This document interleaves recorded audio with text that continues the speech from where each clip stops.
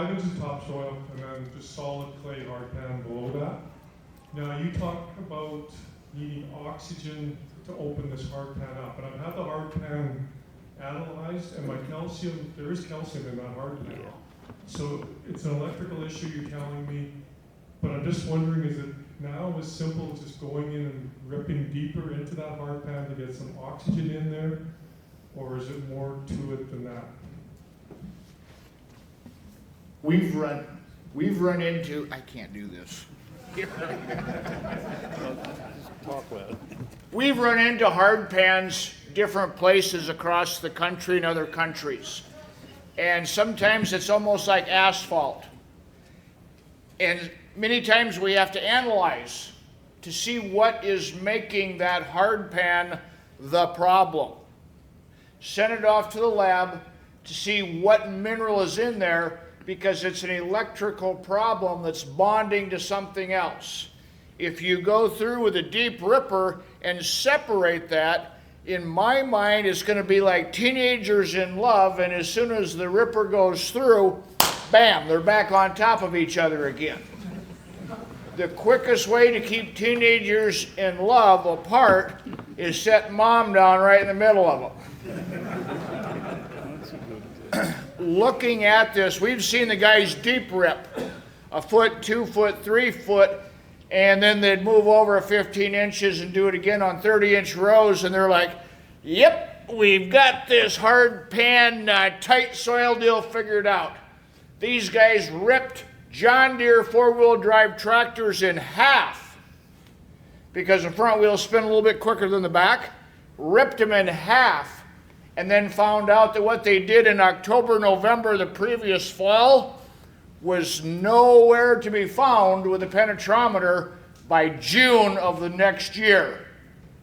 The electricity that causes the hard pan will create another electrical problem unless you figure out what the minerals are and give a solution to that.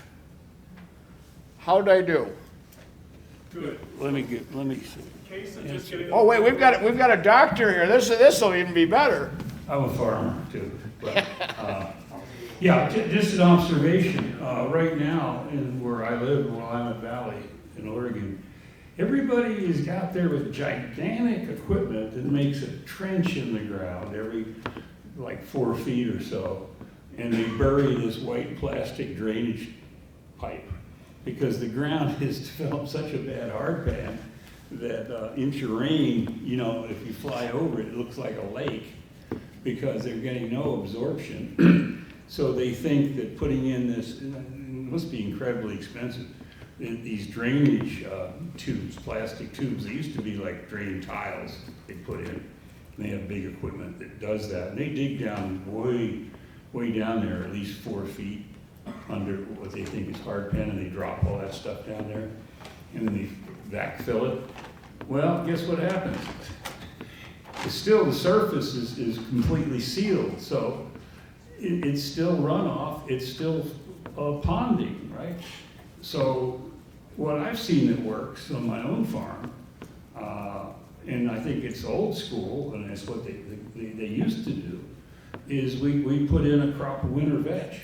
Like there's a bunch of different vetches. There's what we call Oregon vetch, and then there's hairy vetch. There's a bunch of different vetches, but they put down an incredible root system that will penetrate hard pan. They have an incredible ability, and they're fall planted, and that really opens up the soil. I mean, you look back to what the old timers used to do. That's what they used to do. I mean, vetch was a big crop, you know, and you use it as like a winter annual legume, and then you plant your spring crop because the vetch is strong in the winter and spring, and then it dies off. But you get the nitrogen effect from that for about 2 years. I mean, it's 180 units or so. Nitrogen it fixes. But what we found is you can take a backhoe, just dig down there. That root's way down there. You know, it's going down to the groundwater. So I'm just talking about what people used to do that works. You know, maybe it doesn't fit what people are doing nowadays, but that works. That's a biological approach. It's true, you just rip and it just seals back up again behind the ripper, you know, and you pull up clods. You know, but sometimes that's a good thing if you could hook underneath that hard pan layer and there's something loose under it. That can work, and you do it when it's dry, you know, so you gotta have the right conditions in a big tractor. I used to sell this Lely rippers to doing that, but it was Idaho where, you know, you could control the moisture. But they get this bony layer, hard pan, you could get under it and shatter it, but yeah, I like vetch.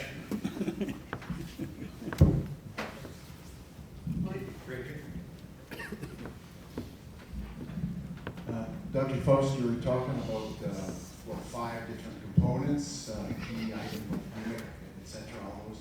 And you mentioned sulfur. What's the best way to, well, the cheap man's way to put sulfur on, on that? Well, you know, sulfur, okay, the kind of sulfur, and there's a lot of sulfur up here in Alberta because they take it out of natural gas and there's big blocks and piles of it. And Canada is the source of a lot of that sulfur. But elemental sulfur is totally insoluble. It's like plastic, it's like a rock, you know, it burns, but it's insoluble. So it needs to be solubilized by something called thiooxidants, Bacillus thiooxidans. Theo is sulfur in Latin. So it's a bacteria that breaks down sulfur into form a sulfate, sulfuric acid, actually produces sulfuric acid. And so that's going to neutralize in some of these more alkaline soils and form calcium sulfate, which is gypsum. And so plants can take that up.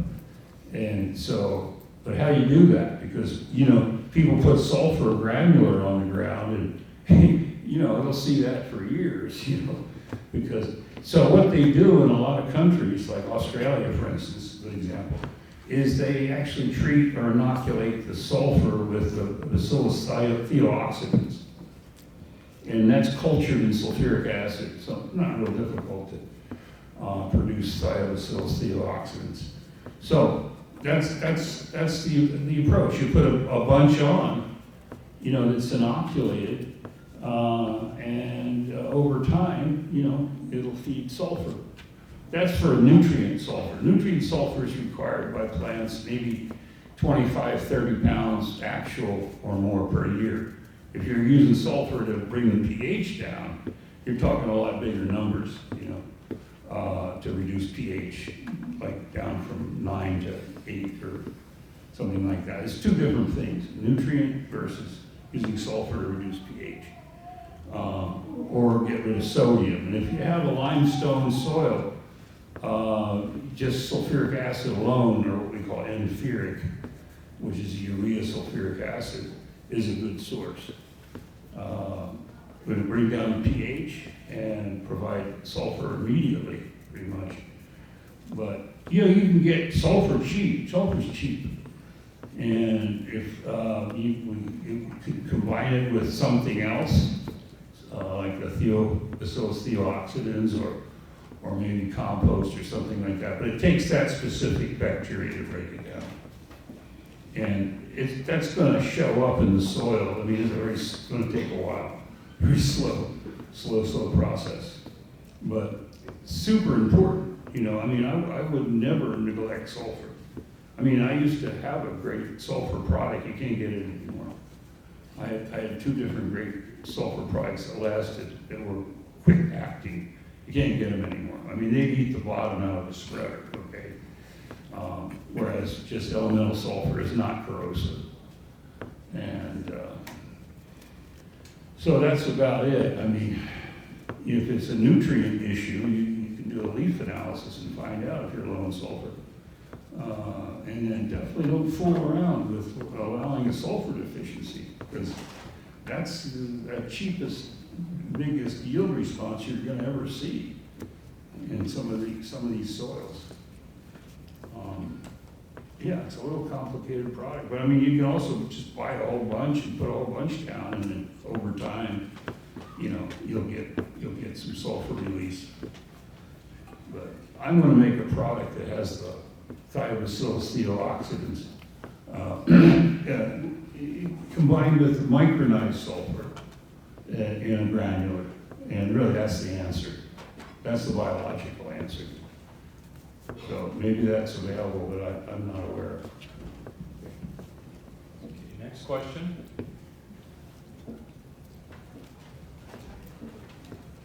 This one closer. I have a question for Dr. Thomas Dykstra. Yes! Thank goodness. Yeah, my mouth. So we talked a lot about how hybrids can actually eat past insects and plants, but we never really talked about how beneficial insects eat off plants. And we know, according to just the trophic level in life, if you take the pest away, of course, the beneficial insects will sooner or later disappear as well, right? And what do you think, what negative impact would that have on the whole trophic level or ecosystem of entomology? Loaded question. How would that impact, the world of entomology? Because agriculture was set up 100, 200, 1,000 years ago in order to have insects that eat unhealthy plants and to clean them out of the ecosystem. We then have other insects, and you mentioned some of the insects that are eating those pest insects as well. So they have, that's a way of controlling the plants, and then we have other insects that have a way of controlling the pests. Everything became out of whack. So you're mentioning how this disrupts the ecosystem. The ecosystem has already been disrupted. It's already been disrupted. By putting down unhealthy crops, we have now increased the number of pest insects and overloaded the biocontrol agents, such as many of the wasps, which are commercially available, coccinellids, which are the ladybug beetles, and so they can become overwhelmed because they can't eat, coccinellids can't eat that many aphids. There's only a certain number that they can go after. The same thing with the wasps as well. So yes, we have things out of whack right now. So I wouldn't worry about certainly going in the reverse. If we go in the reverse and we health up the plants, we will reduce the pest insects as is necessary. They will always be there because there will always be unhealthy plants, even in a healthy field. And the insects that are attacking those pest insects will also decrease, but they will not disappear either. So it's the same idea with the cheetah and the gazelle. As long as you have gazelles, you will have cheetahs. If you have too many gazelles, the cheetahs will proliferate and they will keep down the population. So the ecosystem is well balanced. It's become imbalanced recently, as I think I'm saying, over the past few decades. And to return to that level of balance would really require us going back over 100 years into going back into plants, when plants were actually planted in seed form, and the plants would come up, and then you would harvest them. And it was kind of that simple, because we were not doing the same inputs back then that we are now. It was easier to farm, and it was profitable to farm, which is why so many more people were farming at that time. Now, it's not that profitable. So that's a sign that the ecosystem has been adjusted, and I would say in a detrimental way, if that helps. Yeah. Sure. And since I have a microphone anyways, I have a question for Glenn and maybe for Robert. Like Glenn, you talked quite a bit about adding sugar to the soil, right? And even like we hear a lot about people talk just using sugar to increase microbial properties in the soil. So my question is, if we add a bunch of molasses, let's say in furrow, since molasses is such a simple sugar, there will be a lot of just simple bacteria starting to dominate, and there'll be like those simple bacteria will explode, eat all of the sugars, and they will start to dominate. Whereas when we start to just add more complex carbohydrates, amino acids, and sugars, maybe we sort of feed the whole ecosystem. I'm just wondering what your take is on that. I recommend the sugar a lot of different places because it's simple, easy, and inexpensive to get. It's not the full answer. When you listen to what the humic and the fulvic and everything involved with, it's the first step on a simple carbon chain to get the microbes going, so that without spending a pile of time or money, you realize there's some benefit and you're seeing that there's actual light at the end of the tunnel. That's where I say when you start looking at carbon sources, check with you back to the roots of the Hybrix manufacturing, or a good consultant, a good guide, a good coach, a good leader that has experience. We've got an experienced guy right here that just took the microphone from me. Yeah, okay, from a microbiology standpoint, what happens with sugar? Let's say you make a sugar solution, let it sit there, or you put it in the soil. What happens to it? It becomes alcohol, right? So the first thing that's going to happen is yeast. And yeasts are everywhere. They're in the soil, they're in the air. So probably the first thing that's going to happen is yeast are going to eat it, create alcohol. But alcohol can be an energy source for other microbes. You're going to get including ones that make for vinegar. Vinegar is, in other words, you take cider, hard cider or alcohol-based something, and then you put another organism in there, the one that makes vinegar, and they're going to utilize the alcohol and make vinegar. And so then you're going to have this situation where the straw is preserved because you created vinegar. But on the other hand, sugar, in microbiology, we use glucose solutions and raise microbes and all, but we have to do it in sterile conditions because we just put the one we want, because everybody and his brother is going to colonize that sugar, and yeast's going to be the first guys in there. So maybe that's good, yeast produce B vitamins and proteins, maybe that's a good thing. I don't know. But to me, it can go a lot of different directions. I mean, thinking as a microbiologist, you're going to have yeasts going to love it. They're going to be first in the game there. Yeah. I won't go any farther. There's a lot can happen. This question is for Ed. I was wondering, have you had any success with dealing with heavy metal toxicity in the soil, such as aluminum?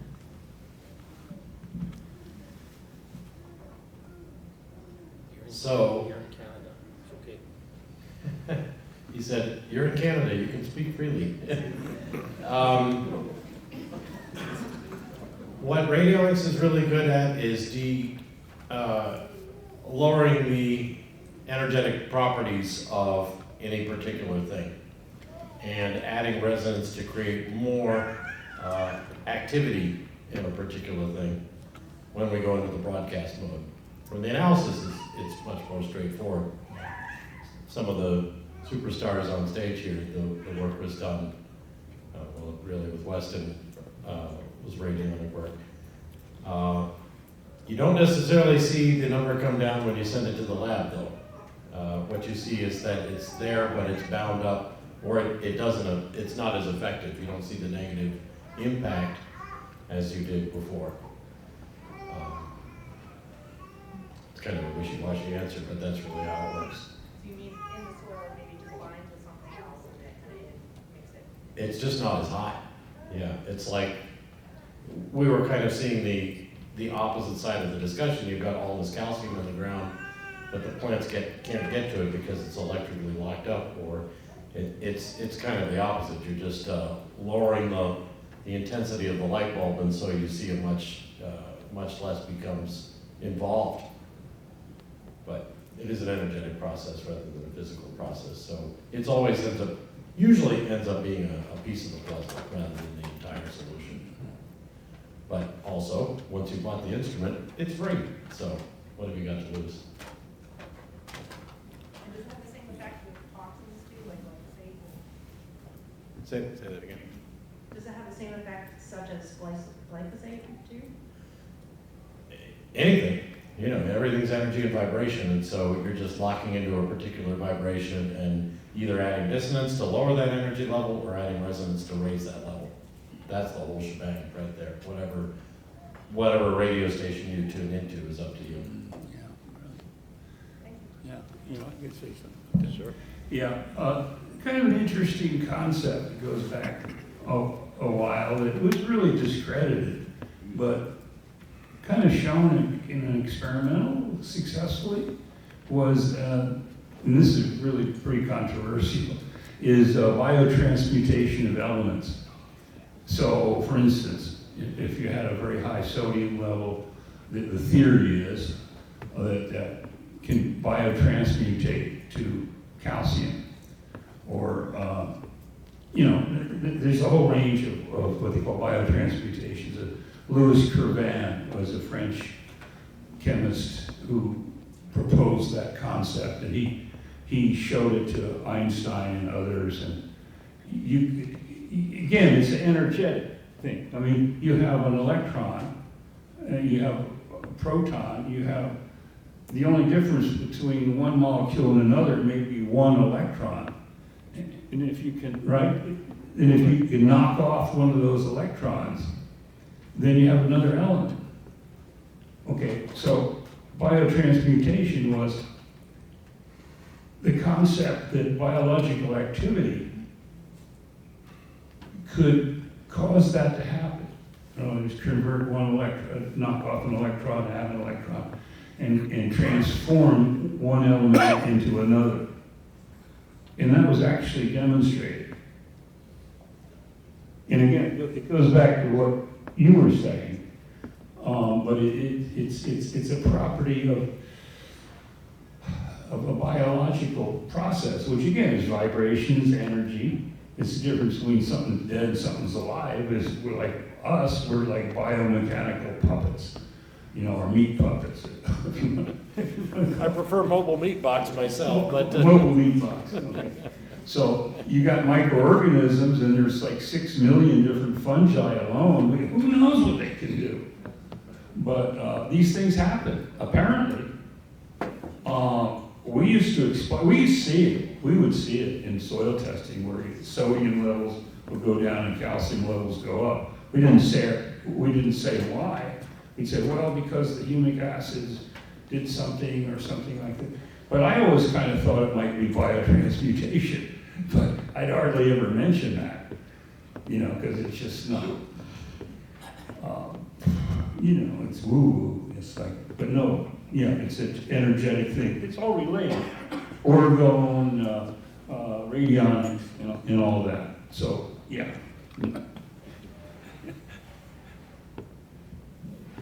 Question here. The questions on glyphosates and understanding the impacts to amino acid damage. I'm asking questions, and there's 3 or 4 of them related to this. Is the damage rate linear to the application rate of glyphosate? Are there variables based on number of applications per year, time of year applied, cold, hot, dry, maybe even trash cover? Well, yeah. Boy. This is kind of a little bit complicated. Well, glyphosate is not necessarily a stable compound. It used to be on the label back in the day. Maybe it still is, but I haven't been around that substance for a while because it has been shown to pretty much kill soil life, microbes, earthworms, etc. But on the label back in the day, maybe now, I haven't looked at the label, it said that the breakdown of glyphosate was that fulvic acid in the soil was responsible for that. So fulvic acid can take stuff apart, these more complex molecules, whether it's because it stimulates fungi that has enzymes that can do it, or whether the fulvic somehow, one of the functional groups can unravel that molecule. I don't know. But see, it was said, and I remember the presentation given when I was back in Pennsylvania, farming, when they came out with it, and they come up and say, oh, it breaks down in 3 days, oh yeah, it's safe, it's like, it doesn't, no residual, no, it won't get into the ground or whatever it won't. Yeah, but the caveat to that is the fulvic acid. In other words, if you spray that on a dead soil, no humus, no organic matter, no cycling of carbon, no production of fulvic or humic substances, it's going to stay, pretty much intact, and it's going to leach into the groundwater. It's going to be taken up. It's going to cause cancer in the plants. That's what I call it. It's like a slow death. The plant just gets weaker and weaker. You don't know why, but it's that residual Roundup, glyphosate, that's just kind of like destroying its vitality and its life. But in a good rich soil, that's going to break down in no time. So the glyphosate ends up as food for microbes over time. But yeah, you're playing Russian roulette with that. Glyphosate has a half-life of 22.5 years. If you put it into a soil that is loaded with microorganisms, you can severely decrease that. But that's not the way it works, because glyphosate kills microbes. Yeah. So the only thing that can break it down are the microbes, which glyphosate actively kills. So the only thing that can actively kill it is actually killed by the glyphosate. So you're talking about, yes, to answer your question, is it cumulative? Do you do it once a year? Is it still there the second year? You better believe it is. And if it's not there, it's down as AMPA, which is one of the metabolites of it, which also is very dangerous as well. Right. And so because glyphosate is sometimes used 3 times, is it cumulative? Absolutely it is. There are 6 active sites on glyphosate that can all bond to a divalent cation. And so the more you have, the more they bind these divalent cations. Does it make a difference in what time of the year you do it? Absolutely it does. Because if you're just using to desiccate something, which is usually the 3rd application of 3 for many crops, then it is not going to stick as much, or it can stick more, because it's only being used to dry things out, and therefore there's going to be a higher residual at certain times of the year. Specifically, I'm talking about the 3rd application of glyphosate, as it often occurs. So this is what's happening with glyphosate. It is bad. AMPA is bad too, the metabolite of it. It depends upon how many times you put it down, yes, and it depends upon the certain time of the year, depending upon how the plants can handle it. Because if glyphosate can overwhelm the microbes will not be able to overwhelm the glyphosate. Glyphosate has many patents. One of them is as a microbial killer, and because of this, if you put more and more and more glyphosate down, you will reduce and reduce and reduce the microbial content, therefore making it harder for the glyphosate to be broken down, and therefore it builds up even faster. Does that answer your question? Excellent, thank you. You are welcome. And also, you get gnarly resistant weeds. You get weeds that are resistant to glyphosate, that are terrible. That they're running into those problems now of resistance to glyphosate. Weeds that are like terrible. And I saw that in Hawaii. Wow. That's where they got the GMO, the gene for glyphosate resistance. They got it from weeds in Hawaii that became resistant to glyphosate. Yeah, what is happening with glyphosate is it gets in the way of the shikimite pathway, which takes out those phenol amino acids that I mentioned in my presentation. And so the plants have had to do a biochemical bypass. You know what an electrical bypass is. I'm sure many of you have done that on the farm before. You now have to create a biochemical bypass. Instead of the usual method of making that, the plant has to go through a circuitous route in order to continue to make those phenolic amino acids that I referred to, tryptophan, tyrosine, and phenylalanine. And so because of that, that's how they get around with the resistance. But this is not natural.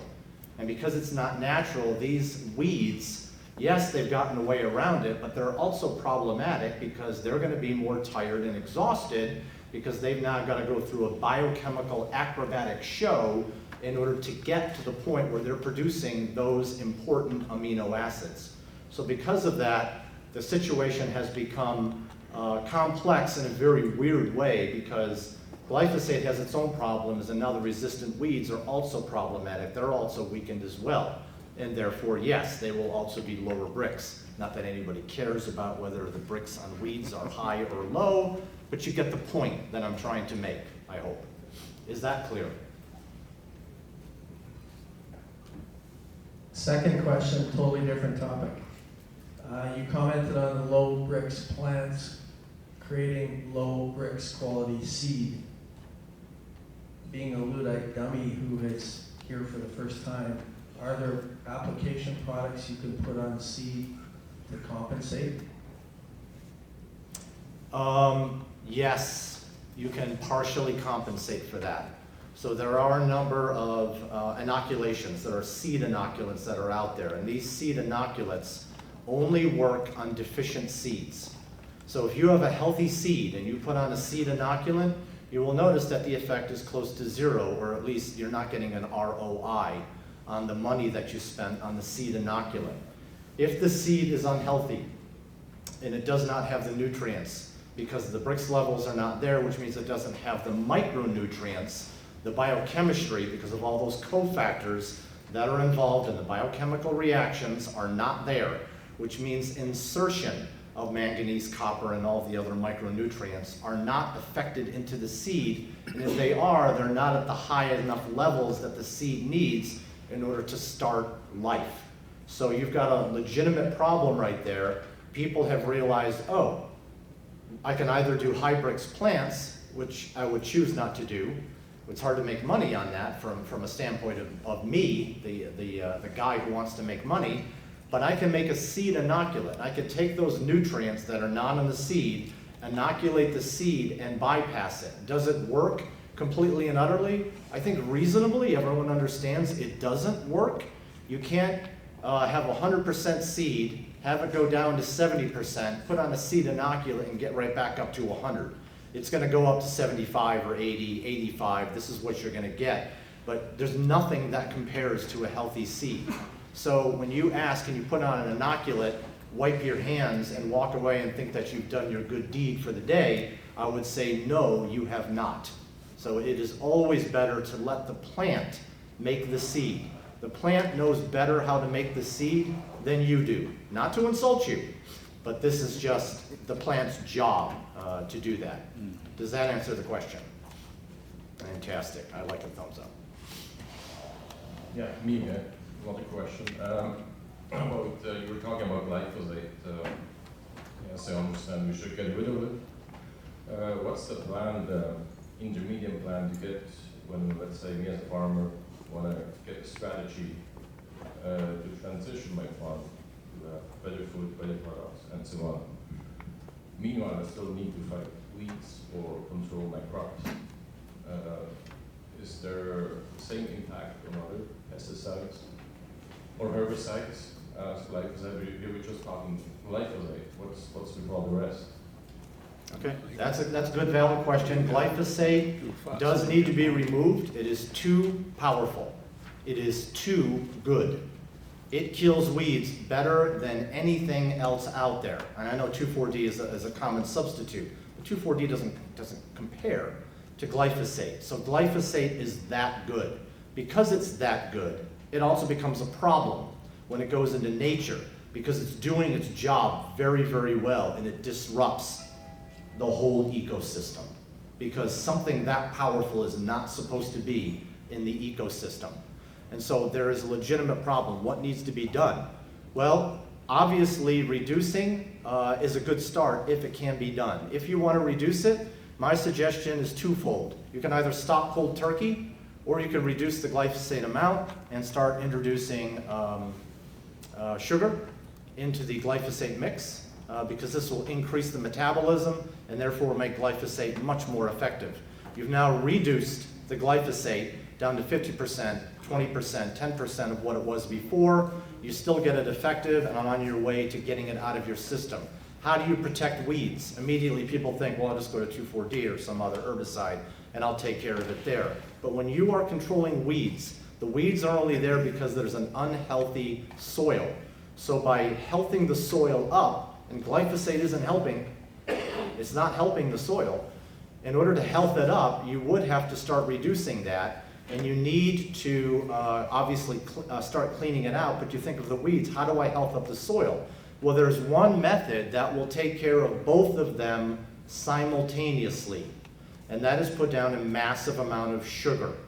Why do I say that? Is it because the sugar is going to do something miraculous in the soil? No, it's an indirect effect. When you put down massive amount, what am I talking about massive? I'm talking about 5, 10, even 15 pounds of sugar per acre. Why do you do this? Because when you put down that much sugar, you feed the microbes. The microbes will get to it first, I can assure you. There may be some yeast that get their fill, but the microbes are going to go after this. And when the microbes increase in number, and we know based upon applications of sugar, especially a lot of it, that you will have a massive uptick of microbial growth. And the microbes have 3 things that I mentioned in my presentation. They have the esterases, the P450s and the glutathione transferases. Those break down glyphosate. As the glyphosate numbers reduce, they become less able to kill the microbes, and now the microbes get the upper hand. And the microbes start reducing the glyphosate in the soil much faster than 22.5 years. At that point, your soil starts to health up. When your soil gets healthed up, the weeds will become less of a problem. They will become shorter, smaller, stunted growth. They may not even come out at all. So these are the things that need to be done in order to go in that direction. If we continue to put down the various pesticides, including glyphosate, this is going to be a perpetuating problem because of the ability of glyphosate to stay in the soil. You can't just stop using glyphosate and expect that the next year everything is going to be just peachy, because it won't be. There'll still be glyphosate there the following year. It will take a few years in order to get it out, especially when you're applying it 3 times a year onto your soil right now. And you've been doing it for 5 years, 10 years, 15 years or more. You know what I'm saying. And so it's just not, you've been putting it on for that long, it's not going to disappear overnight. But I've given you an avenue right now, and it's an inexpensive avenue in order to get rid of the glyphosate. You must give the microbes the upper hand. Does that make sense? Right. Fantastic. Question for maybe Glenn or Thomas. The putting sugar in will, that'll increase my carbon out of my soil. But Hang on. I'm half deaf. Talk to me. Keep going, keep going.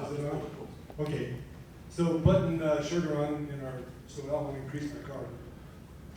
And Tom was just talking about putting lots of amounts on. Will we have a disconnect between our plants and our microbes? If they're just getting free sugar, the plants won't give them extra days? How much sugar should we put on? Did everybody hear that? You're gonna have microbiology salespeople that say, what? You're gonna put down sugar? What are you, insane? Don't do that, it's gonna make those microbes lazy. And with that, I'm gonna turn over to Dr. Dykstra to see if that's true.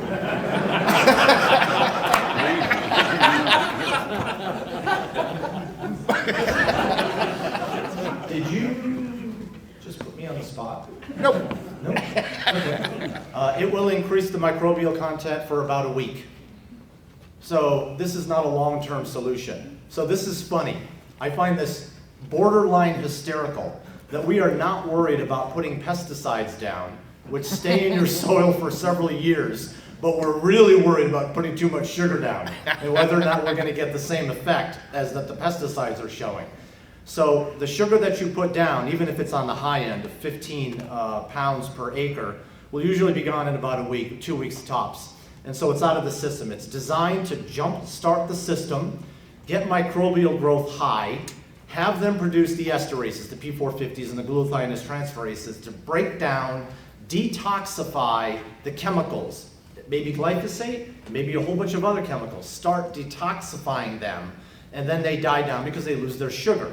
So as far as sustainability, that has to come from the plants. That's where you're going to get the sugar. So if you have a crop, and this crop is at 14 bricks, do you know how much sugar you are putting in the soil? You're putting in a lot more than 15 pounds per acre when you've got a crop that's coming in at 14, 15, 16 bricks.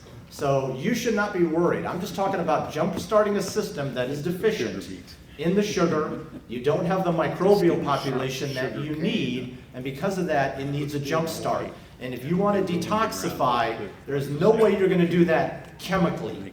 Chemically, you cannot afford to detoxify. That's up for the chemistry labs, the biochemistry labs. But if you want to detoxify, just give the microbes some sugar and let them do the job that you honestly cannot afford to do chemically and biochemically. How did I do, Glenn? You were awesome. That's why I gave you the mic. I am too pleased. If we can talk a little bit more on this line now. So if we're talking simple sugar versus having the availability of molasses versus, and then going one farther, blackstrap cane molasses versus beet sugar. Is there any correlation to the fact that most of the sugar beets nowadays, especially the stuff in southern Alberta, is all Roundup ready sugar beets, as opposed to using, like, why do they recommend using blackstrap cane molasses? And is there any difference? Can you elaborate on that, please? Blackstrap cane molasses has the highest bricks of anything that's out there. So you're just going to be getting more sugar. Now that's step one of the answer. The second step is that you're going to have micronutrients. You're not going to have micronutrients in white sugar, but you will have active micronutrients. The coppers, the manganese, the boron, a lot of those micronutrients are found in blackstrap molasses. That's coming in at 50, 60, 70 bricks. And so therefore, that is far and above the best stuff to use. I saw a 55-gallon tub container of blackstrap molasses. I can't remember how much it was, but it was less than $55. So we're talking less than $1 a pound for the blackstrap molasses. You can't do much cheaper than that. I think it was in the $30 range if I remember. Don't quote me on this, but I remember seeing it. And so if you are a large operation, getting a 55-gallon container is great. That's what needs to be done. The brown sugar is, as you may or may not know, is white sugar mixed with molasses. That's how brown sugar is made. Brown sugar is a relatively good substitute. White sugar has its bearing. It's still sugar, and it still will be used by the microbes, but it doesn't have the micronutrients in it. Therefore, it is inferior. Inferior means inferior, not bad, not useless, just inferior. So if you've got the pockets to do so, blackstrap is the way to go. Glenn and I have talked several times, not all the conversations memorable, but this one time I remember is that we have talked about if you are going to be putting on a lot of sugar, let's just use 15 pounds as an example, and you wanted to save some money because you want to take care of your family, for example. Imagine that. You can put down 2 or 3 pounds of blackstrap molasses and then the rest of it sugar, white sugar or brown sugar. This is going to be less expensive for you to use that sugar, and the blackstrap molasses, if you've got at least 2 pounds of it, will be able to spread and influence, let's call the inferior sugar. So rather than going 15 pounds of blackstrap molasses, which will require a lot of water, as you can imagine, to dilute, otherwise it will be plugging up all of your spigots. you can use something like the white sugar or the brown sugar in order to get it up. So you've got the good stuff in there just enough to do what it needs to do. You've got some additional food in there that's not breaking the bank, and you can now get it up to a very high level. This is not something you need to do, nor would you want to do long term, like for 10, 20, 30 years. But you will find when you put this down, right now our soil is starving for sugar because we are dealing with low Brix plants all over the place. Yes, even in Canada. And because of that, putting down sugar is almost always beneficial. It's only under a perfect system with very high Brix plants that it has virtually no effect at that point. But right now, the effect is strong and it's powerful. So therefore, those are some of the differences in the sugars. You understand the micronutrient differences. You understand a little bit about the costs. Is there anything that I missed in your question? Regarding the sugar beet with the glyphosate production, is there any carryover? Yeah, there usually is. Okay. Yeah. If there's glyphosate in there, it's almost certainly going to be in the sugar. Almost certainly. And someone said, no, it's not. I would say, well, prove it to me. Because I'm going to assume, unless you prove it to me otherwise, that it's in there. That's what I'm going to assume. Thank you. You're welcome. Drink up. Cheers. Cheers. If you have put 15 pounds of sugar on in 1 week, would it be better to put 5 pounds or 10 pounds over a 3-week period of time to keep the biology at a higher level to get the Sure, you can do that. 5 pounds over the course of 3 weeks is perfectly fine. But you are running into one problem, which we haven't mentioned yet, and that's gas. Can you afford to do 3 passes? If you as a farmer say to me, yeah, I can afford to do 3 passes, I'll do 3 5 pounds, that'll be fine, I would say more power to you. But there may be some times where you say, look, I can't afford to continue to do passes, I'm using too much gas. And so therefore, I simply offered an alternative to that. But absolutely, you can do 5 pounds with no problem whatsoever. No problem. Sure. Would it do like a better breakdown of the glyphosate molecules, like Oh, yeah, I see what you're saying. You're talking about more of a sustaining level, sure. I was just simply talking about the initial. So this is something you might do during the first year only. But absolutely, if your Brix levels are getting higher and you're measuring them, reducing the amount of sugar is not only absolutely necessary, but it's preferable. Because you don't need, there's no way you can put down that much sugar. The plants will be beating you, hands down. They will be throwing more sugar in there than you ever put. And so, yeah, the sugar is not going to be as useful for you as you reach a higher state of health. And remember, I just want to remind everyone, because I get ticked about this, I happen it all the time. How many people say, okay, you're raising the Brix right now because you're putting sugar down. Now, when you put sugar down, you're feeding the microbes. The sugar doesn't make it up into the plant. All the sugar that's made in the plant is made there for the synthesis. So we can do radio labeling and show you that the sugar is not getting into the plant, so it has nothing to do with raising the Brix level. It's all about feeding the microbes. I have spoken.